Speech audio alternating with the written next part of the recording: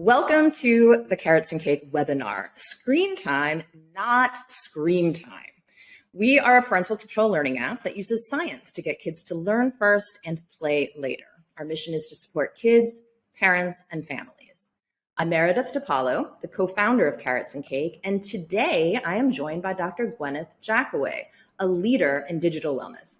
Dr. Jackaway was a member of the Fordham University Communications and Media Studies faculty for more than 25 years. She's a mother, an author, and recently the founder of Clio, an educational consulting firm that helps prepare students to thrive in the digital age. Thanks for joining me, Dr. Jackaway. Thank you. Nice to be here. So screen time, not scream time. I think we've all been there. Our kids, they want to go on their devices to learn, play, socialize, and we want them to be tech savvy while we also want a few minutes of peace. And before we know it, screen time is over. We remind the kids that time is up. They start negotiating for more time. We get to the point where we yell, they yell, and suddenly life has devolved into a frustrating shouting match that leaves you wanting to pull your hair out. But it doesn't have to be that way. We need to understand why kids lose control when it's time to get off screens. And it's not because there's anything wrong with them, is it? It's actually them functioning just as they should. Can you tell me about that, Dr. Jackaway? Sure. Well, one of the things that's important to understand is the nature of cognitive development, brain development. So it takes a long time for the human brain to reach maturity, in fact, all the way into the early to mid-20s. So it's the prefrontal cortex, the front of the brain, that handles self-control, the ability to limit oneself, and self-discipline. Those are things that come in later. So, and the various apps, and really most of the platforms and games, use something called persuasive design, which are technological features that basically are meant to keep kids and others playing or engaging with the platform as long as possible so that you see more ads and spend more time on the device. So not only are young children and even teens unable to exercise good self-control because of cognitive development, they're also up against some of the brightest minds of Silicon Valley who draw from neuroscience and psychology to create gaming platforms and social media platforms that reward the user for staying on as long as possible. So when mom or dad come in and say, time to turn off, time to put the phone down, or time to put the iPad down, it's no wonder that they're getting upset because they don't have the cognitive skills. And frankly, a parent voice telling them to stop is not really as compelling as all of the technological features that are giving them a lot of rewards in the form of dopamine and other neurotransmitters for staying there. Finally, you have something that's known as reactance, which is a fancy way of saying that when you make something taboo and try to stop young people who don't have their well-developed prefrontal cortex, they're going to dig in their heels. And at that point, you're in a power struggle. And it's not even really just about the platform or the game. It's about, I want to do my own thing. And so right, then you have... I know that one. Right. I tell my kids, you can't do it. That's the number one thing they want to do. Exactly. The only thing they want to do. It's like saying, don't open that cabinet. But really, what's in the cabinet? You know? And so depending on the child's personality and their own stage of maturation, the very fact that they've been told not to do something for some kids will make it all the more desirable. Right. And like when you were talking about that persuasive design and how this is, what the top minds in Silicon Valley are working on, because, that's how the profits roll in. Like these are the people that also have the huge budgets to make the games, make the apps that keep the kids wanting more, isn't it? Exactly. It's all about the money. It's always about the money. Well, it's all about the money, and these platforms, and particularly games, have all of these rewards built in. And, you know, in real life, we're not constantly getting power-ups or pots of gold or another life, or, you know, you're leveling up. Real life, you know, if you're lucky, someone might say, good job. But you know what, over the last weekend, I went away. I didn't have my computer with me. So when I did the Wordle, it ruined my streak, and I was so disappointed. But, you know, that streak worked. It kept me coming. Like, I like it, but maybe I'd miss a day or two. But the streak, that's what kept me going. To some degree, that's useful, right? So if you're trying to do sit-ups every day and, you know, you have a streak, that can feel good. And if you're a child and you're keeping your streak going, that's a reward. And so then the parent is competing against all of these features that are designed to appeal to the psychology of the child to keep them engaged with the platform. So you're not really having a power struggle with your child. You're trying to fight against Silicon Valley. And that's a losing battle on your own. So that's why something like Carrots&Cake can be so helpful. Thank you for saying that. I think it's important to write. Like, I love that point that it's not the kids that the parents really are having the difference of opinion with. It's this like Silicon Valley, and it's this big business, which makes it seem like, you know, we need more help. We need support. And I know there's a lot of parents out there. These are the parents that we talk to all the time who are aware. They're trying to make changes in their family life, in their kids' screen time, but it's not always working. What are a couple of pieces of common advice that are out there that you've seen that aren't working for parents? So, one piece of advice that any parent who's interested in this topic will encounter pretty quickly, because it's so pervasive, is the recommendation to make a screen time contract or a family digital media contract. And I'll tell you, honestly, I used to teach about this in my own classroom when I taught a course about children and media. Excuse me. And I used to think it was a great idea. And what I liked about it was, by definition, it gets the parent and the child to sit down and have a conversation about media and the value of limits. So that part is good. Just sitting down and saying, I want to talk to you about your screen time use, and let's think about more balanced habits. That's great. But the problem is the very concept of a contract, right? So adults make contracts with each other. And as the courts can amply prove, it's hard enough sometimes for adults to keep contracts with each other. A contract implies that both or all members of the contract have the capacity to fulfill it cognitively and in terms of their social, emotional development. But a contract between an adult or several adults and a child or several children, if this is like a group process, is that the children and even teens really don't have the cognitive ability to be held accountable in that way. And so then and it might work for a few days or a few weeks, or, you know, depending on the child and the family and what the contract was. But eventually, as many contracts do, there's some breakdown. And then the danger is, now you have a situation where the child made a promise, basically, if you can think about a contract as a promise, an agreement, and now there's been a break in that. And now you have issues of trust and, can I believe you? And you've broken our contract, which is about our relationship. And the child, you know, is like, depending on how the parent handles the breaking of the contract, then it can become a much bigger emotional dynamic where it's not even about the screen time anymore. It's, you've broken your word, and how can I trust you? And then there can be shame or negative consequences. So yeah, it's that can snowball, can't it? It can snowball, and then everybody loses. And then I actually think the child or the teen could end up resenting the whole process and it would seem, then that'll feel like a failure and the parent will feel like a failure. And then what do? How do you repair and move on from that? So that's a big problem with screen time contracts. Okay. So screen time contracts don't work.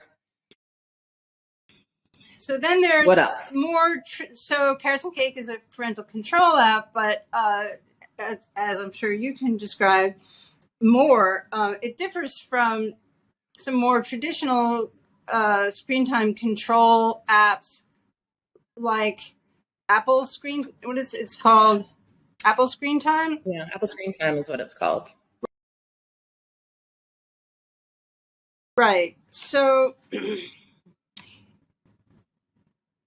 that is an example of an app where you have the option to, do you want another 15 minutes? Do you want another hour? Billy wants another, some more time on the app. And the parent may be tempted if you're in the middle of a meeting or you're on the phone and you get a notification that your child wants some extra time. You may be very tempted in the moment to just say, oh, give them some more time. And then the child begins to learn, oh, this boundary is not really real. And it can be pushed on. And so while in the short term, it might feel like, oh, just give us some extra time. In the long run, the child learns that there's, if they push hard enough, then they'll get what they want. And so that was one of the first things that we tried to adopt when we were, trying to curb our kids and their time online. And then I found now I'm also negotiating with my phone when I'm away from home, when I'm in the office, they still have a way to contact me about the screen time. And I thought it took a long time to set up the Apple Screen Time, and I thought it was going to be a solution, but it ended up not working for our family. Right.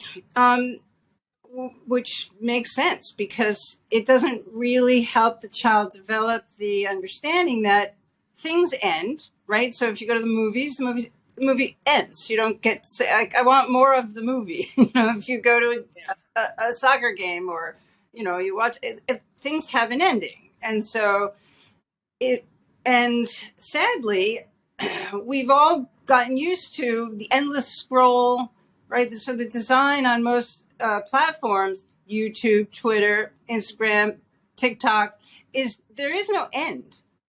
You just, the scroll, the screen, it's the bottomless bowl. You just, keep shoveling in more popcorn, right? You and I are old enough. Well, I'm not sure you're old enough. I'm old enough to remember when the TV day ended. When I was a child, the TV went off the air. I don't know, 1 or 2 in the morning. And then there was nothing, which we can't even imagine now. Right. And when you were a kid, it was only Saturday morning. Those were your shows. Well, for children's programming, absolutely. Right. And so there is a benefit to helping kids understand that things have a beginning and an end, and that we have to get used to things coming to an end, even if we really like them, and we'll get to do it some more next time.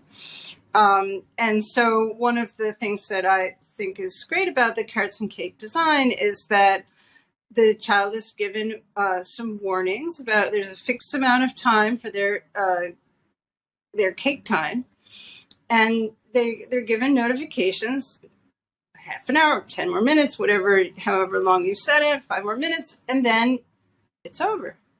Now, the first few times, I can imagine that perhaps there may be some pushback, but after a while, the child will learn it's over, and then it's over. Yeah. And that was what we did is we took a scientific approach to it to change behavior in children, make behavioral change. So that would be long lasting. So that was one of the things we did is that, yes, we give you the cues, we give you the nudges that time is up, but then when time is up, time is up. There's no way to contact mom or dad at the office. You can't run into the kitchen where somebody's getting dinner and say, no, 15 more minutes. No, you've discussed it beforehand. And now once it's set, it's set. And that's been really good for us. One thing that I know a lot of people try to do straight off the bat is they think they can tell the kids okay, you want a device, then we're going to put a limit on it.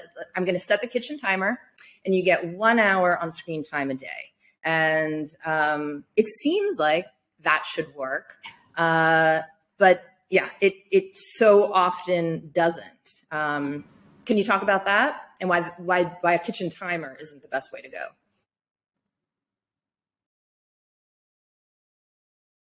Well, that's an extension of what we were just discussing, because you can always ask for more time.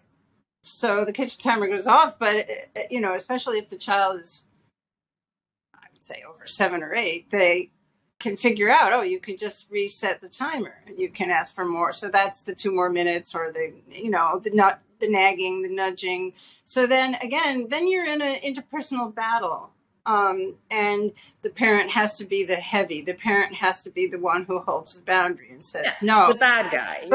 You're the enemy. Right? That's right. But if the technology just says, that's it, it's over, the parent can, with a younger child, the parent can just say, well, it's over, Perhaps for an older child, you can explain this is programmed to this amount of time, and but it's done. It's a boundary. And also to add to that, a little personal story is what I found is, because what I would do is I would give my device to my daughter. So, you think of the iPad or your phone or whatever as being, a fun tool, a learning tool, a social tool, but it's an adult tool. It has adult parameters, and you're kind of opening the world to them. Right. And I learned that really fast because when my daughter was 6 or 7 years old, I gave her my phone. I told her she could play with it for a little while. And my boss's name is very similar to my sister-in-law's name. And she got into my text messages, and she ended up sending my boss a text message. Thankfully, he was very understanding about it. But, it was kind of, it's coming from me. It looks as if it's coming from me. So, and in fact, she used to send to my friends and stuff. She'd just send text saying, I love you. I love you. And that's very positive. But also, right. I think people were like, oh, Meredith is getting a little overly affectionate with a relationship. So that's another thing to think about is these tablets, these phones, they're made for adults. And you don't want to give your kids this, you wouldn't let them jump into a swimming pool if they didn't know how to swim and they didn't have an inner tube. You wouldn't hand them this, you shouldn't hand them this device. But we didn't necessarily know better. We're learning all the time. Right. So the approach that you've described, which is basically no technological limits and just handing an adult device to a child, and the only kind of limitation saying, well, you have 1 hour and you're not even worrying about a timer. But if there's no limits placed on the Wi-Fi access or which kind of apps or which sites they can go to, it's like letting them loose in Times Square. That's what new communication technologies do, is they extend our access to new kinds of places, which is wonderful, but it can also be dangerous. And so, and as children get older and they start to understand, they can search for things, and they may have questions about life or bodies or whatever they're interested in, or something they heard about at school. And they might want to take their hour of screen time to go look up something that maybe the parents would rather tell them about in person. And so this is one of the other wonderful things about Carrots&Cake, is that you can place limits on where they can go online and which kind of apps they can access in a way that's appropriate for their development and the family's values and priorities. Right. Peace of mind. That was when we were designing it. For me, that's what I really wanted. Yeah. And when you were talking about technology gets ahead of where we are as a society, and we kind of don't know how to get it under control at the beginning. It's like cars. They used to not have seatbelts. But then the more we learned about safety and saving lives, seatbelt laws came into being. So yeah, history has shown us this happens pretty regularly. So now, all right, we've talked about what doesn't work. What are some things that parents can do, and maybe they can finally start chalking up some successes?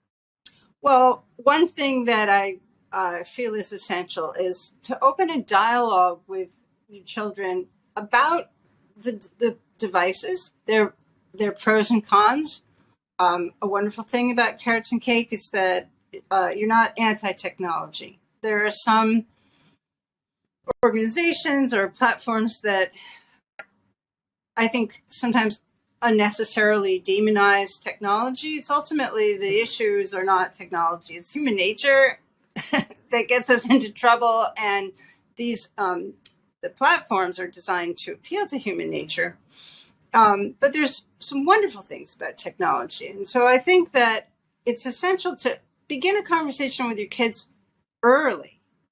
And as they grow older, you can expand the conversation and explain things in a more complete way. So for this youngest children, just like you don't let them play with knives or, engage with construction tools, you won't let them into your toolbox to play with a hammer. Similarly, you can power tools. Yeah. So you can, for the youngest children, you can just say, this is a powerful piece of technology and we're going to place some rules around it. And the youngest kids are less likely to ask for a lot of explanation. It's just, these are the rules. As they get older, I think it's important to explain to them there are pros and cons. And, to stay with the metaphor of kitchen tools, a knife can make dinner. It can be used as a murder weapon. You can use it to clean your fingernails. There's lots of different things we can do with tools, and yet knives are sharp, and we need to treat them with respect. And so it's the same sort of thing that I think we need to teach kids to have respect for these technologies, for the things that they can make possible. You can access so much information and knowledge we have at our fingertips. The whole history of human knowledge. We can get access to more ideas and information than ever before. And that's a wonderful thing for education, exploration, imagination, creativity. And there are places online that kids don't belong. And there are, and also just developmentally, they shouldn't be spending a ton of time with their face in a screen. Developmentally, they need to be moving around, having face-to-face interaction, getting enough rest, getting enough exercise. We want a balanced relationship with these technologies, so they respect them for their pros and their, and the dangers. And to help parents out there, on our Carrots and Cake website, www.carrotsandcake.com, we have a cheat sheet on there to help parents, give you cues for the dialogues you can have to get started. And we also, I think we have some links to some videos and documentaries that can also get a conversation going inside of families, because that's not always the easiest thing to do. And sometimes for parents, it feels like the kids already know so much. So like, where do you start? How do you become the authority figure? So, these are resources that you could use as a parent to start that conversation.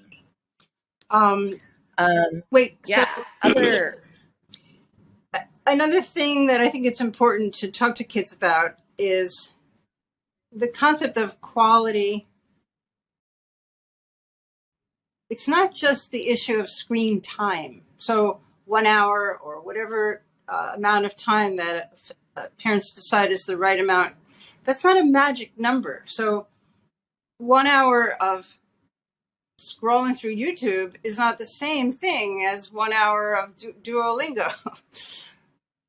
Right. So you want to think about, one way to talk to kids about it is like junk food versus healthy food, which they might have some idea of. Like, they're probably not having cookies and candy at every meal, so they understand that there are some things that taste really good, but we can only have them in limited doses. And then there's other kind of foods that we eat all the time because they're better for our bodies. And so that's one way to begin to invite them to think about what's sort of, I don't know if junk food is the right word, but think about it as dessert. So the very name of Carrots and Cake has that built into it. So carrots are good for us. Cake is less good for us, but it's good to have something that's sweet and dessert once in a while.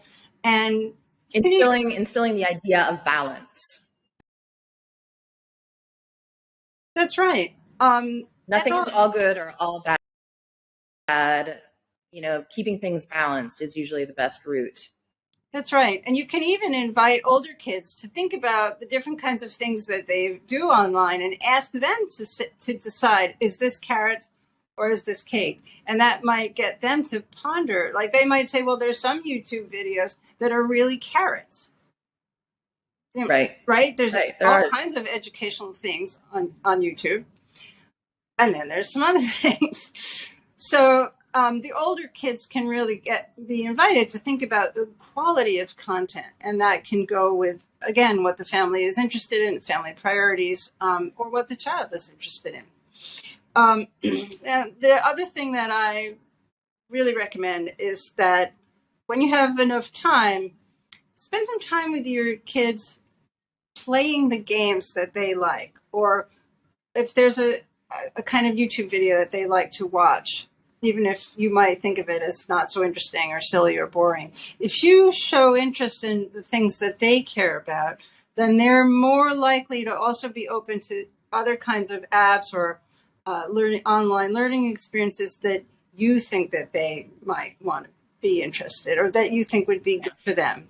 So I used to do this. Excellent. I used to do this with my students. I would try to keep up on the latest pop stars so that I could reference them in class, or the latest anime or some piece of pop culture. So they would see me as, maybe a little cooler. And then I could drag them through some, more abstract theory to show them that you can have both, right? It doesn't have to be either or. So it's back to balance. Yeah, that's a great point. I try to play games with my kids sometimes online. And I remember, back when I was into like video games and stuff, I was really good. So I assumed I would still be good. Parents, you're probably not. Like, you probably need to polish up some of your skills online, because I did not impress anyone. Well, and then you can, by inviting your child to teach you about their game, they get to be the authority figure and you get to be the learner. And that also helps to balance the relationship. And then if you like the game and you get good at it, then you have a new thing that you can do together. And playing into that, to give Carrots and Cake a plug, because we believe in balance so much, one of the unique things that we do in our app is that, I said we learn first and then the kids play later. So basically your child or your own device, if you're sharing it, gets locked down and they only do the learning apps for the set amount of carrot time. And then it unlocks for the free time, what we call the cake time. And that's when the child has agency. That's when they have autonomy and they get to be independent and they get to go where they want to go and play the games. They could, go on Roblox, go on YouTube, whatever it is your child likes to do. So it's that give and take that helps the parent and the child build a trusting partnership. And, it also, I'm not going to get into it, but it balances dopamine levels in a way that then helps the children build healthy habits, develop their self-control, understand delayed gratification, all of these different things that, we've based in science to bring into the app and get families the results that they're hoping for. So I think actually we have time for a couple of questions, if you don't mind. Okay. Let's see. Let me just scroll over here. Okay. All right. Here's a mom who says, I've been rewarding my daughter's good behavior with extra screen time. Is that okay? What would you say? Is it okay to expand the screen time if a child's being good?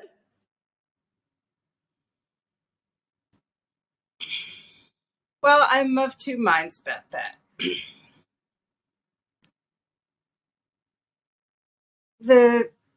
It can certainly be useful for motivating good behavior, right? So there's a kind of negotiation. It gives the child some degree of agency because then they may be more motivated to behave well to get the reward. The problem with that is there's an extrinsic reward. So the child is being good to get the reward. rather rather than being motivated to be good because that's the right thing to do. So that's a complex conversation about intrinsic motivation versus extrinsic motivation. I don't think that there's one hard and fast rule about this. I think that for some families that might work well. The problem is that the converse is where you could get into trouble. So if you're bad, you lose access to your screen time.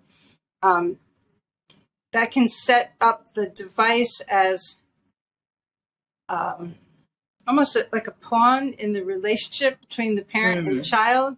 And then it's not really about screen time. It's about rewards and punishments and the parent-child dynamic. And we've lost why we're limiting it, or what is this really about?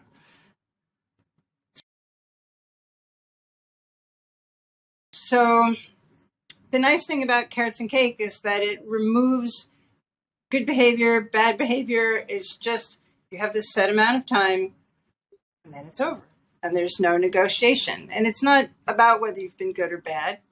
This is the daily routine, or it's the routine whenever they get the device. So it sounds like it could be a sometimes thing, but you've given some good food for thought so parents can make that decision and be a little bit more informed. Let's see. I think I can do one more question.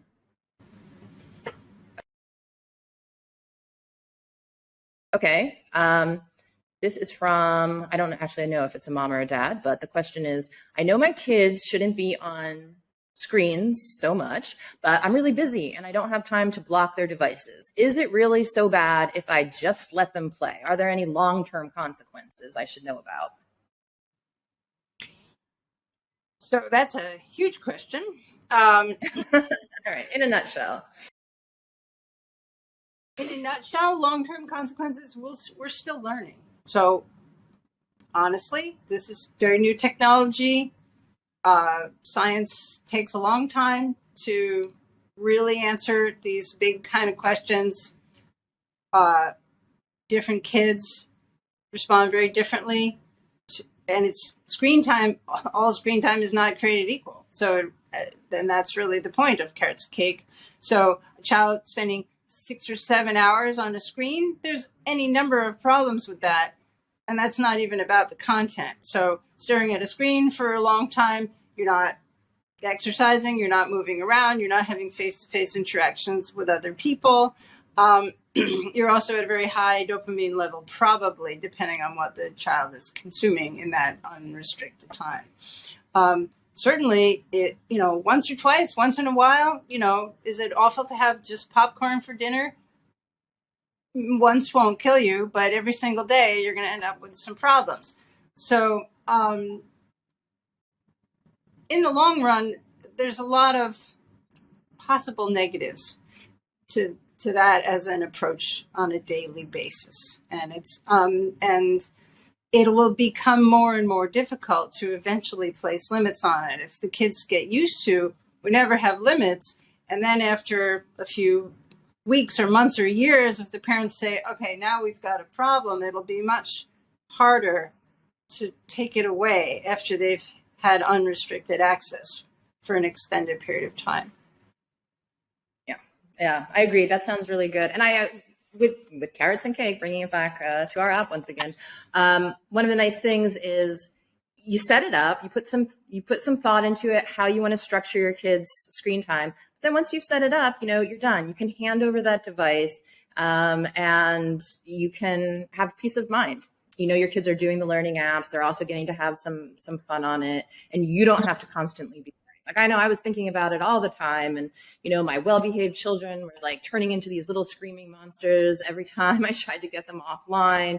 I had my older daughter would be like, I'm running away, and she'd like leave the house in her pajamas. It was not a fun time. But thank you for all this really good advice, Dr. Jackaway, because there's so many parents that are we have good intentions. We're trying to figure it out. We think we're doing the right thing, and it doesn't always work. So, we just keep throwing that spaghetti against the wall, see what sticks, and it can be different for every family. Thank you for joining me.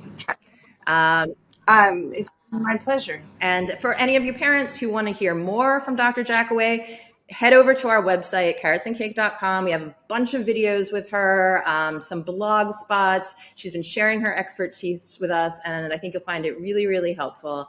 And that's also where you can download Carrots and Cake, and see if it's a good solution for your family, and you can achieve the same balance and get the same results that a lot of the families that are downloading our app have been enjoying. So thank you very much. And good morning, good night, good evening. Have a great day to whatever time zone people are in that are watching us right now. Okay, take care.